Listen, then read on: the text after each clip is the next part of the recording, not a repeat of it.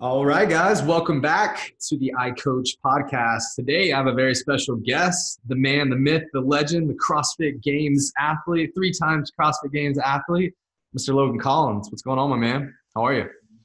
Doing good, man. How about you? I'm doing good. I'm doing good. Dude, I want to take today and like what I do with basically every guest that we have on is I want to dive into kind of your story. I want to dive into who is Logan Collins and how did you get to where you are today? All right. Well, where do we start? You can go as in depth or surface level as you want, my friend. Well, Take us way back to when you were a kid. to when I was a kid. All right. Well, uh, grew up, I guess, playing sports, playing baseball, football, pretty much everything. When I was, I guess it was sixth grade, I was probably the smallest person in my grade level. I would say in a couple of grade levels. So football kind of had to uh, I had to quit football. My dad basically, it's a funny story. So I was playing football like just pee-wee, and I was quarterback, and I was the smallest guy on the team, and I would just get rocked, like absolutely rocked. And my dad, he was a good football player growing up. He was a running back for the state team, and when they won state and everything. So he's kind of a stud, and he was a smaller guy too. But back then they were, I think, 3A, or I think they were 3A. So when I was in school, we were 5A. So a bunch of big boys up there. He asked me, he said, "Hey man, listen, I'll buy you a dirt bike if you quit football." So I was like, I freaking love dirt bikes. So yeah, I didn't now like looking back, I'm like, I could have killed myself on a dirt bike. And I had some pretty good little injuries on them on the motorcycles too. So, but kind of had to set football aside, focus solely on baseball. And I didn't have like a motocross career or anything, but just baseball only. Played 4 years in high school, and then I played like, I don't know, I was probably at college for, I don't know, 3 or 4 months. Didn't like it. Went to a little junior college out in East Texas called Lawn Morris, and it was just kind of like a bad situation. They had just brought on a football team, and that was the first year they did that. So they basically, it was I want to say it was a Methodist school is what it was, and they brought on this new football team. And the way it worked was they gave all these scholarships out and spent all this money. And whenever I got there, I was kind of like a last second. My my summer coach, Barry Hoffpower, he had some connections with them, and I liked it. I trusted him with everything because he had helped me a lot in the summer after my senior year, because I got hurt my junior year, broke my back.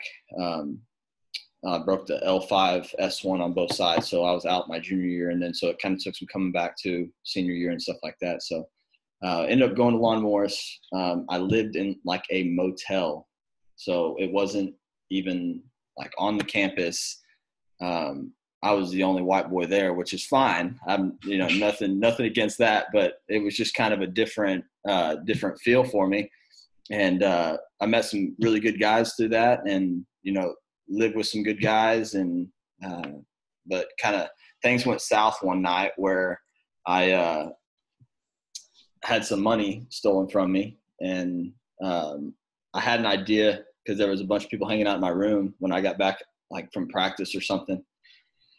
And I'm not like I guess like super chill person when something like that happens. So like I kind of freaked out a little bit, and blew things up a little bit out of proportion. But I had about $120 that I was given a week, or not a week, maybe every 2 weeks or something like that, for like groceries, gas, and stuff like that.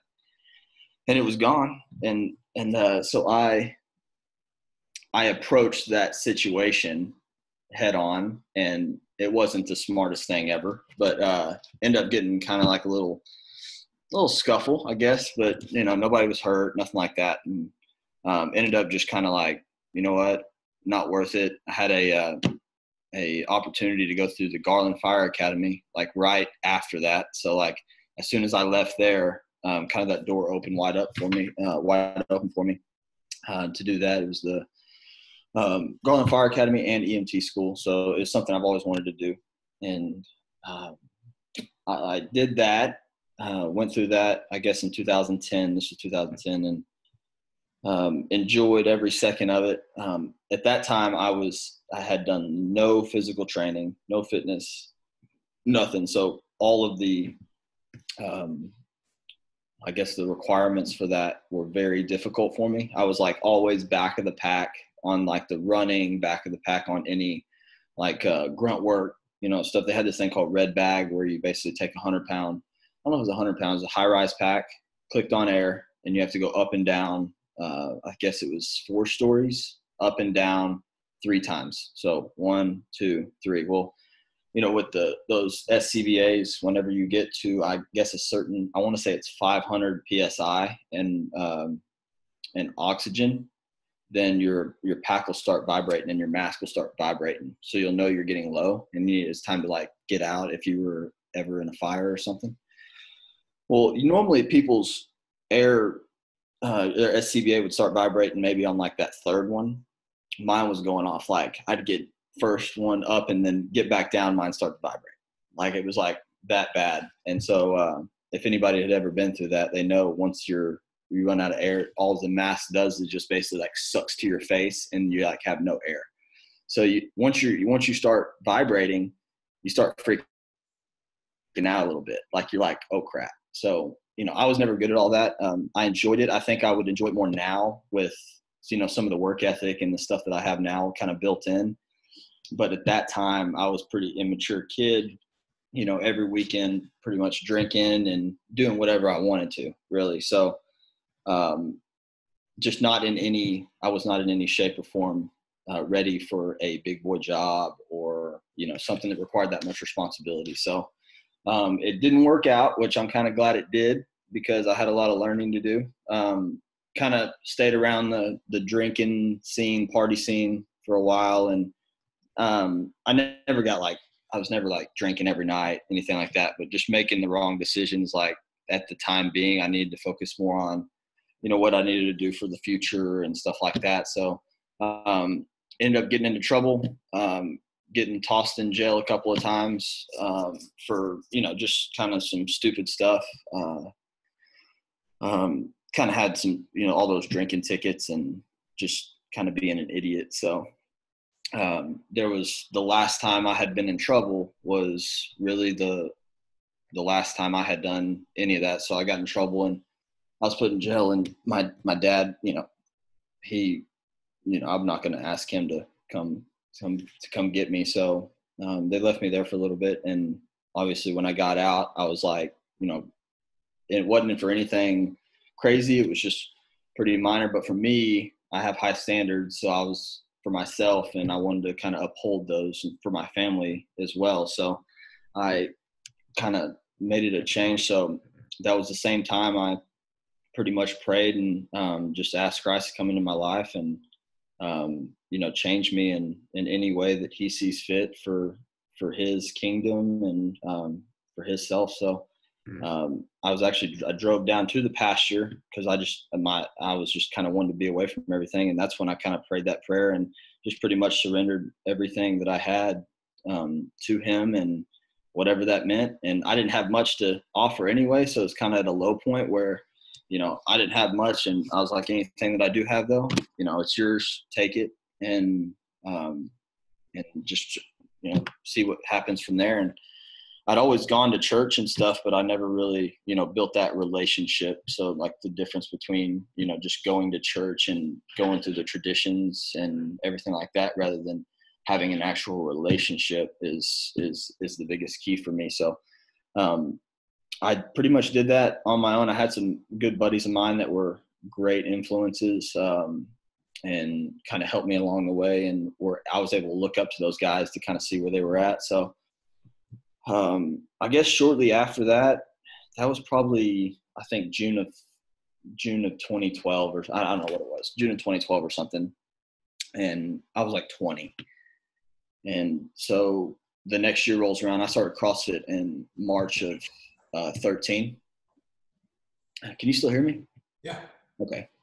March of 13. And I started it just pretty much in my dad's barn.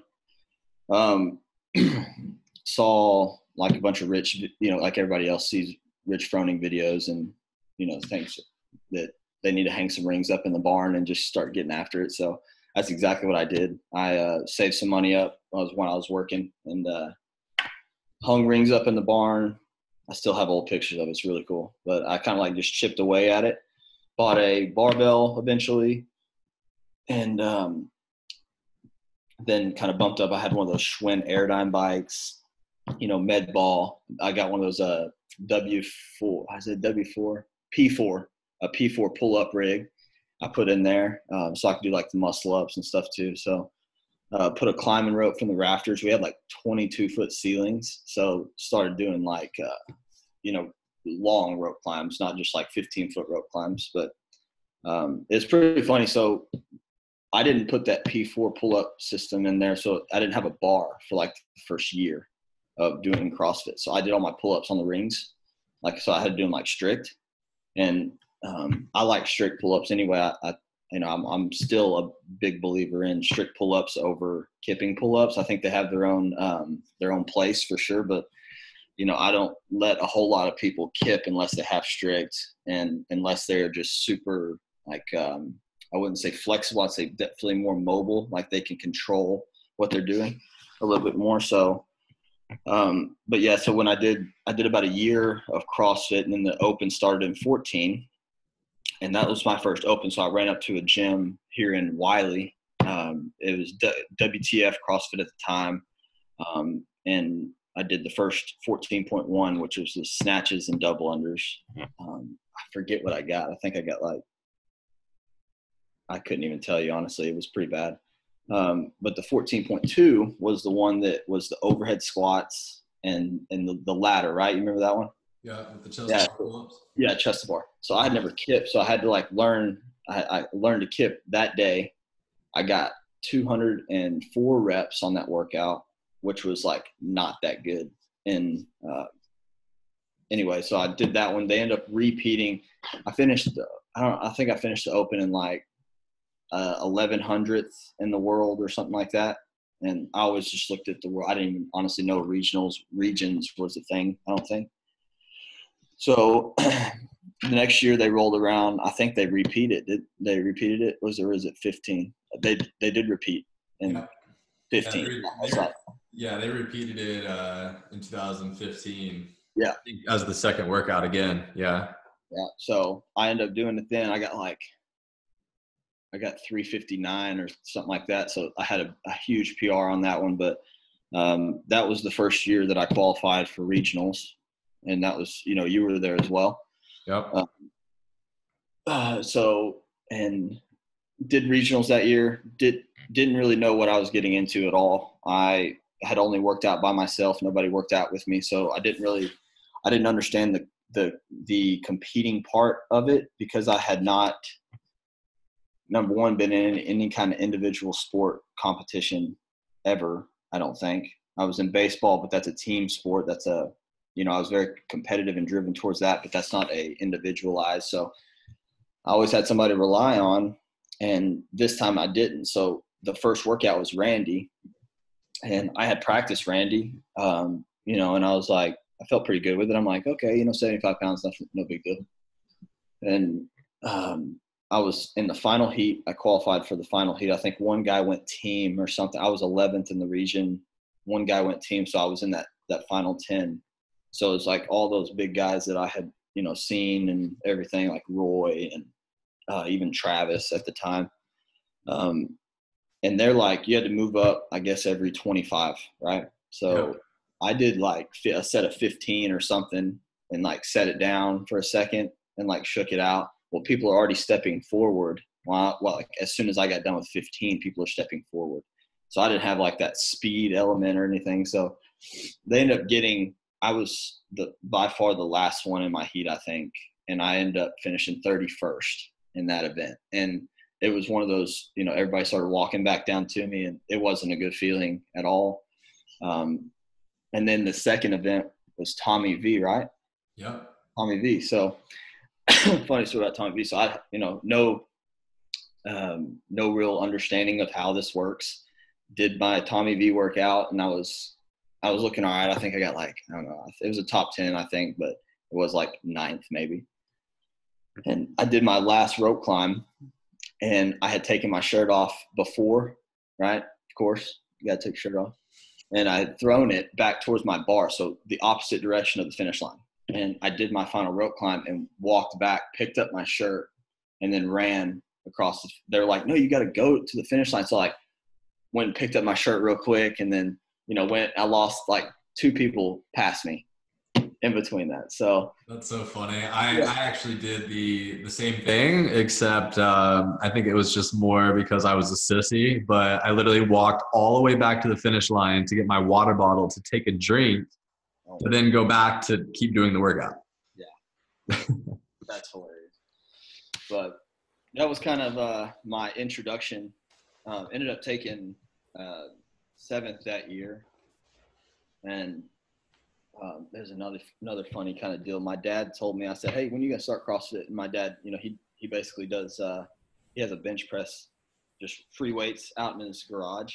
And he bench presses. I don't know where I get the number 64. It could be 64, like 80 or something. But he has about 135 pounds maybe on there. It's those old school weights where they're like, here's a weight, and they're just like stacked like that. And I picked it up a few times, probably close to 135. And he does it basically like 80 times or to 100 times or something every day. And so he looks like a pretty fit guy. He definitely loves, eating some good food, and, he drinks a cold beer every now and then, but he just bench presses. That's all he does. So I told him, I said, hey, when are you going to start CrossFit? Come up to the gym. And 15 is when I opened my gym as well. So that was kind of the same time. I was like, hey, it's free. It's free membership, So he told me, he said, if you get top 10 regionals in 15, I'll start CrossFit for 6 months, 3 days a week. And I was like, deal. Well, I had no clue. I think I was in, if it wasn't for that final event and the event before with the chest to bar, I wouldn't even gotten close, but ended up finishing 7th.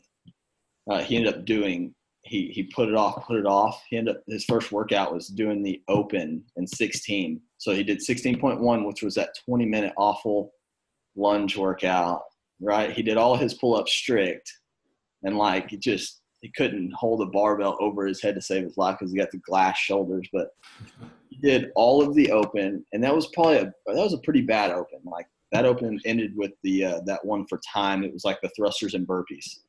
And so he had to do that. And he's like me. He was like, and I wonder where I get it from, but he did all of it Masters RX. So he had to do some weight. Like he couldn't just do scaled, nothing. I was like, hey, dude, man, just do scaled. It's not a big deal. He's like, heck no, man. I'm going to do RX with, my age group. And I was like, dude, there's some animals out there. And so anyway, he did all of his pull-ups like strict. He had to do the thrusters at 65 pounds. Like he was just dying. And anyway, I haven't seen him since. So he hadn't been to CrossFit since all that. So we pretty much scarred him for that reason. But I just thought that was so funny. Yeah, he wanted to start out. He's like, the open's going to be easy and all this stuff. It's so funny. But that was the same year I qualified, first year for the games. So it was 16. It came down to that legless thruster workout, which was really cool. That was probably my highlight of my CrossFit, whatever you want to call it, whatever it is. It's not it's career, sure, CrossFit career. And because just because like I still kind of get some like chills to this moment, was like the leading up to that event. I was sitting in 6th, I think I was in 6th, and it was like win to get in pretty much. And so I just remember like I was so fired up. Like I'd never been that fired up for anything in my entire life. Like it was one of those, like, you have that fight or flight mechanism, right? So like, and I was like I didn't want to be anywhere but there. And I had like all my buddies there with me, and they were on the floor. So they somehow snuck down on the floor, which was insane. And so I just remember like doing, as I was warming up, I forget who was above me. I think it was Adrian, Conway, and Easy. Yeah, it was Easy too, which that's a long story too. But I just remember doing, Easy's like just an absolute monster at legless rope climbs, but I'm a faster squatter, I thought, because I'm a little bit shorter guy. So I just remember doing my thrusters, and I would do a thruster, and then I'd like sprint over to the rope, and I was just like really trying to get like in their head, like about how fast I was going to try to do this. And, whatever happened. And I had nothing to lose, nothing like that. I just kind of wanted to have that little, like, kind of, everybody plays head games back there. So it was like, I wanted to play some head games, but I was just so fired up. I think I took like a scoop and a half of C4 before I like went out on the floor. It was just like, I was amped, and ended up going out there, 3, 2, 1, go. Like, it was a tunnel vision, was like real, and, picked up the bar, and I could see like literally nothing. I couldn't even see like in front of me of what I like how fast all I was trying to do was just go as fast as I could. Ended up going back. It was kind of Easy and I back and forth, and then he was ahead the whole time. And then on the 15s, I think I came back to the bar, and we kind of got pretty close within each other.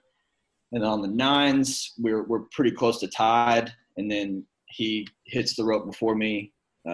He jumps up there, and as soon as he like reaches up, he squeezes the leg with it, or I guess the rope in between his legs, and which is a no rep. So I touched, came down, and sprinted over. And I just remember like looking over and seeing like all my buddies like just going nuts. They all like Spencer Arnold was there. He was my coach at the time, and he got like kicked out, I'm pretty sure, because he like jumped over the fence to get on the floor to come like over to me.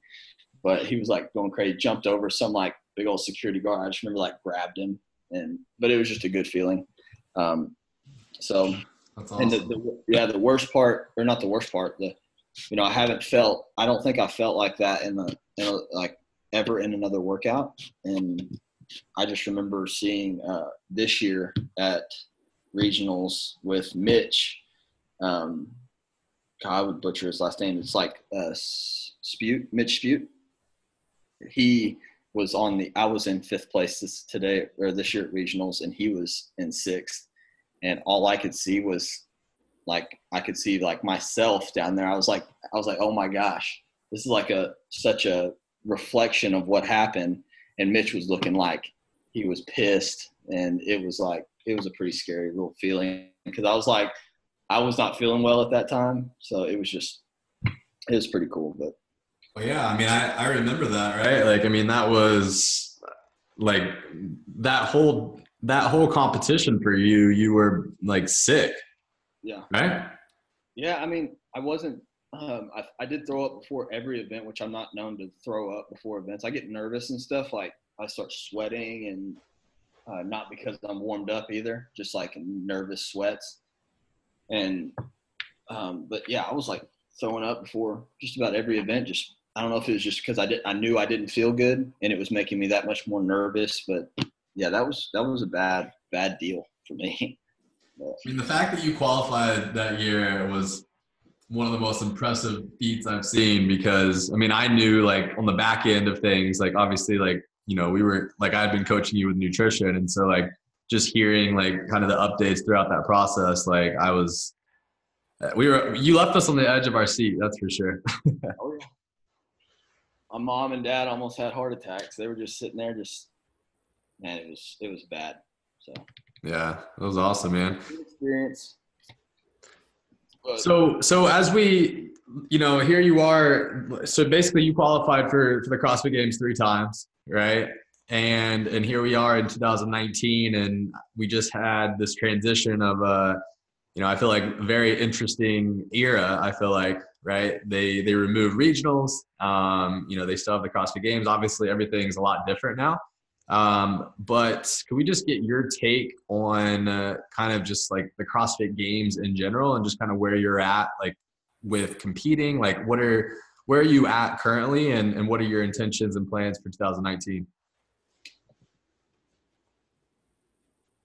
So I think a lot of people are, and they could legitimately think this, but it seems to be the most unorganized thing that I've ever had to like sit here and just watch all these events just unfold. It puts a bad like taste in my mouth for the sport in general.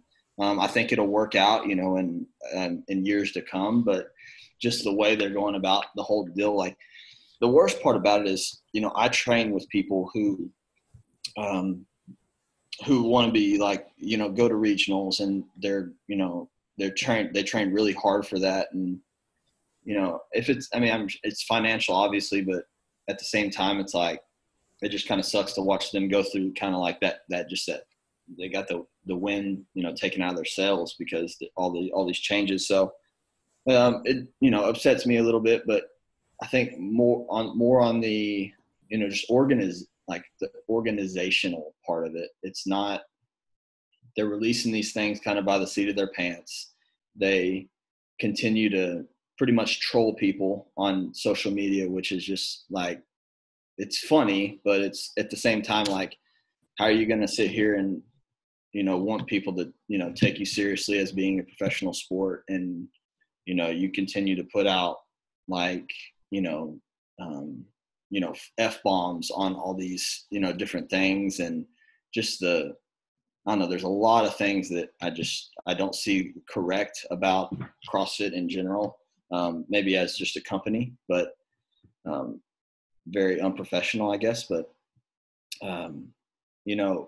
this is like one of those things where it's going to benefit the people who have the sponsorship backing that is needed to sit here and travel all around the world. Where if you have it, that's great. Like you built your brand, you earn those sponsorships. That's awesome. So not taking anything away from those people, because I'm sure like that's a good thing. It's not a bad thing that you have sponsorships, and a bad thing that you have a great following and branding and stuff. I, on the other hand, I'm not big into social media.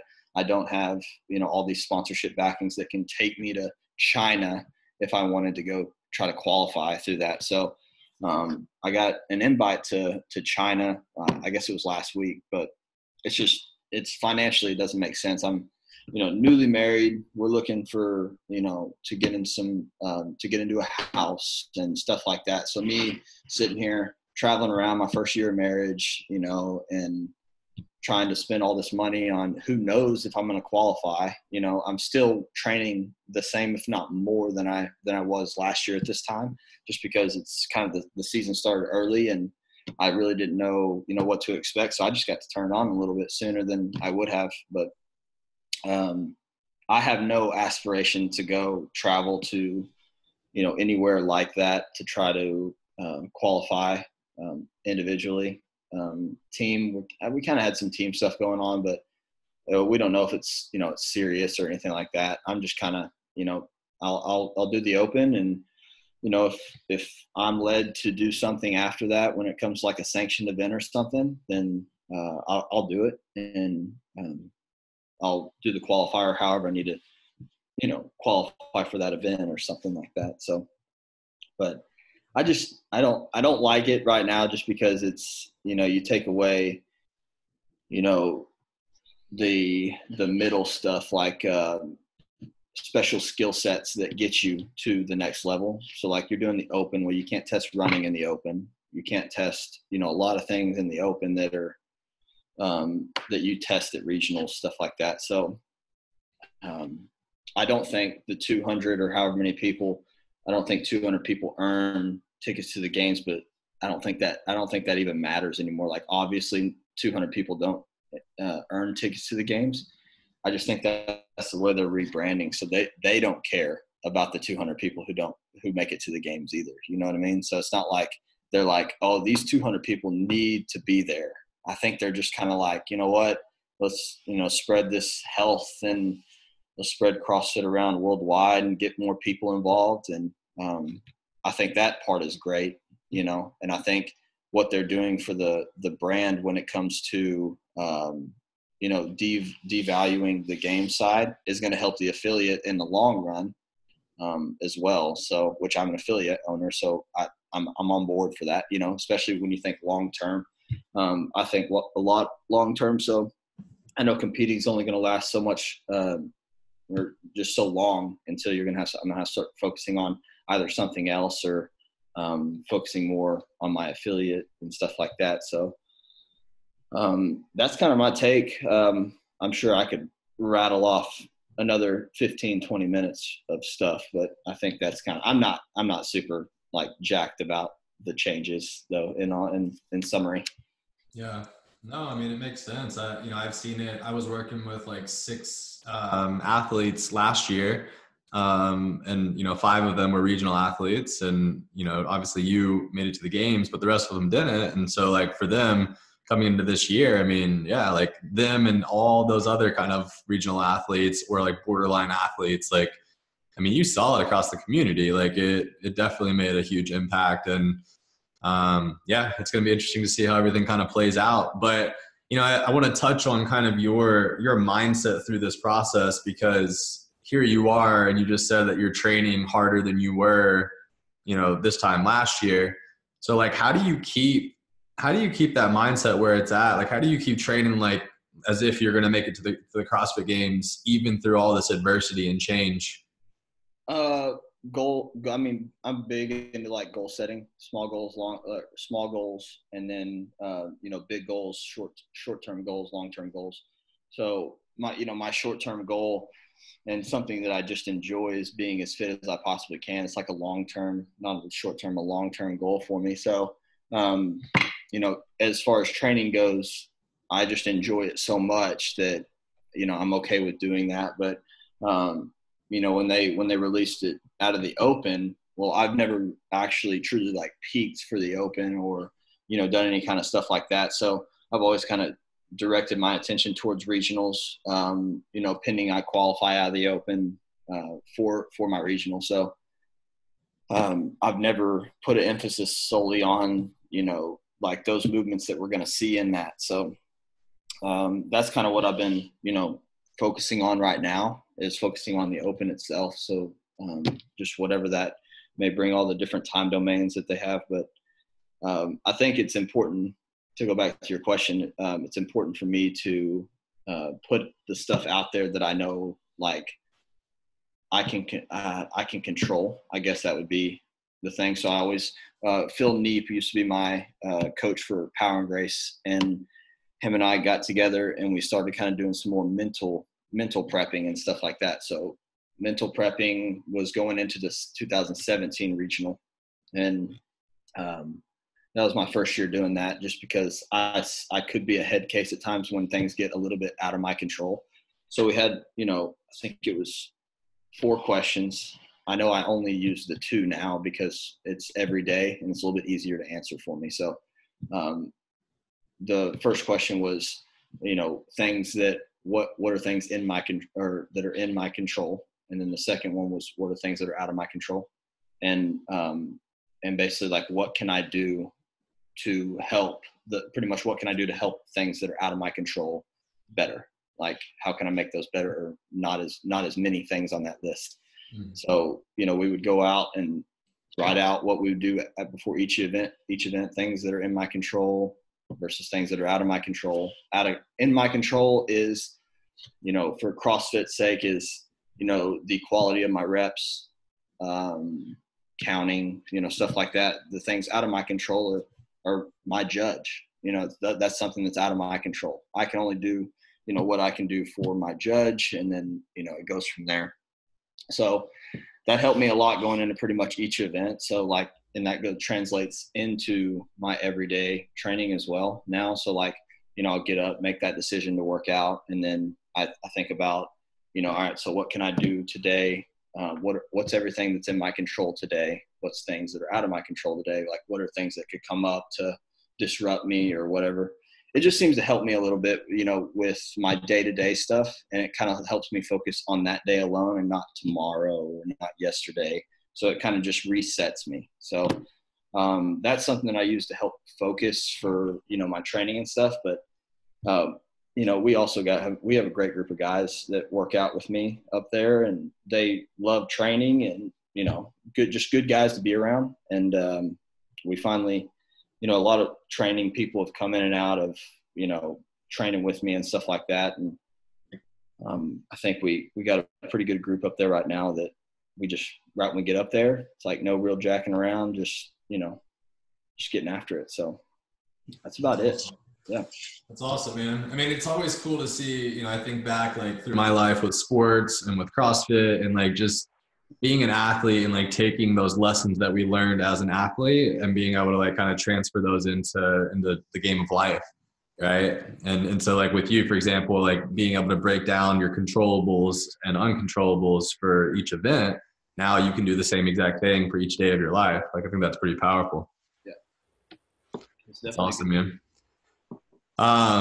So one more question for you. What was, knowing that we work together with nutrition and whatnot, what was your number one struggle? Like, what was the hardest thing about fueling yourself as a CrossFit athlete, a games level athlete?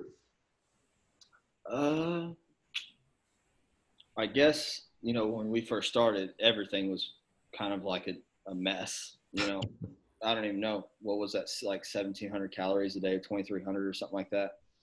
So I think it was just, figuring out, all right, so if I'm in competition season, I need those carbs to be dense. I don't need to sit here and just stuff my face in between, workouts, because I'm still going. So you helping me with, I guess, supplementing was a huge help, with the Carbolin and, everything like that, trying to get all those carbs in, like in between workouts and stuff like that. And then just pretty much keeping the quality very high so I wasn't feeling sluggish the next day was huge for me. So, a lot of people I think would have said, like, if the macros fit, just eat whatever you want kind of thing. And that is true to a certain extent, I think. But when you're thinking like long-term sustainability and carry over into your life, then like I look at what I eat now, like, we're not technically in like a super high volume season right now. And, I'm still eating pretty much the same. I've gained pretty much, I'd say 8 more pounds since the games last year, or 10 more pounds. Actually, I was 182 this morning. So looking at like carryover, and it's not so like short term. So like I was talking about earlier, I'm a big long-term person. So I always like to think, do things that are going to help me in the long term. So you helping me with, the quality of the food that I'm eating, as well as educating me on, what's going into my body and how those systems work was, I think the best part for me, as far as like carryover as well as competition. So I just don't want to sit here and I'm not going to eat pizza, after I work out, because then digestively I'm not going to be okay for the next 12 hours. So, you want something that, stuff that's going to settle well and high quality foods. So like, I mean, I think the overall like issue, I guess we'd say, when we first started working together, and this is, I talk about this all the time with pretty much like every CrossFit athlete, is, just the ability to eat enough, right? To be able to like fuel yourself, like to get enough quantity in, to get enough volume in, to actually be able to hit those calorie requirements. And like, when you first started, obviously there were some days that were really, really low, like you mentioned, but you didn't even really necessarily know that you were under eating, right? Like it kind of started building up over time. And then eventually you were like, all right, like, I don't know what's wrong with me. Something's wrong with me, right? So how did you like, I mean, did it all just hit you at once, or like, could you feel it kind of like slowly but surely coming on? You were just kind of ignoring it, or like what, like, where do you think that kind of void was? So it was the sleep part of it, was when we kind of had to meet that need, because we had to, your first question was like, how's your sleep? And then, you had a few other questions in there, but my sleep was terrible. So I was sleeping anytime I'd lay down, it would take me like 2 hours to go to sleep, and I didn't ever eat like one of those or anything at night after dinner. I would just try to go to sleep because I I coached the next morning, or I was doing something early. So I think when we attacked the sleep and then you kind of backtracked it on, how many calories I was getting up to that point. I think as soon as I started hitting those like caloric numbers and getting myself into more of a surplus, then I was able to sleep better, which then obviously sleep is being the most important part of training. I would say absolutely the most important part of training and recovery. So once I was able to lock down the sleep, I think everything else kind of fell down into place after that. So Yeah, absolutely. Yeah, no, I completely agree. Yeah, man. I mean, honestly, as I told you before, when you first came to me, I was kind of in shock. I was like, I mean, knowing that I competed against you and then like seeing like just the assessment, I was like, God, like he is just a freak of nature. Like, how is he performing like this? But dude, it's crazy, man. Well, Logan, I want to respect your time. I know you're a busy man, but where can everybody find you at? I know you said you're not a big guy on social media, but where are you at on social media? And then let's shout your gym out as well there. Yeah, so I think my Instagram. Hold on a second. He thinks his Instagram. You hear that, guys? It is Logan Collins 3, and that's it. And then CrossFit Rejoice in Wiley. If anybody's ever in the area, come visit.